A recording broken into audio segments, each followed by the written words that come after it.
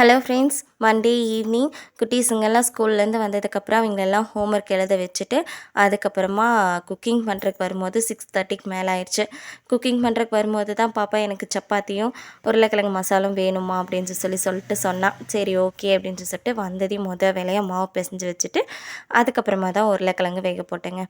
இப்போல்லாம் என்னை சுற்றி ஒரு சில கொஸ்டின் வந்துக்கிட்டே இருக்குது. அப்படி என்ன கொஸ்டின் பார்த்தீங்கன்னா, டெய்லரிங் மிஷின் வீட்டில் வைக்கக்கூடாதாம்மாவே உண்மையா அப்படின்னு சொல்லிட்டு.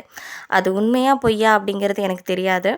எனக்கு தெரிஞ்சு அம்மா டெய்லர் தான். அம்மா, அப்பா, அக்காங்க எல்லாருமே வீட்டில மிஷின் போட்டு தைக்கிற தான். ஏன் நான் கூட வீட்டில மிஷின் போட்டு தைச்சிட்டு தான் இருக்கேன். என்னுடைய ப்ளவுஸ் எல்லாமே நானே ஸ்டிச் பண்ணிப்பேன். நான் ப்ளவுஸ் ஸ்டிச் பண்ணி பழக மாட்டேன் அப்படின்னு சொல்லும்போது அம்மா சொன்னாங்க, ப்ளவுஸ் ஸ்டிச் பண்ணி பழகிட்ட அப்படின்னா கல்யாணத்துக்கு அப்புறம் நீ வீட்டிலேயே மிஷின் போட்டு தைச்சிக்கலாம், பிரச்சனையே இல்லை.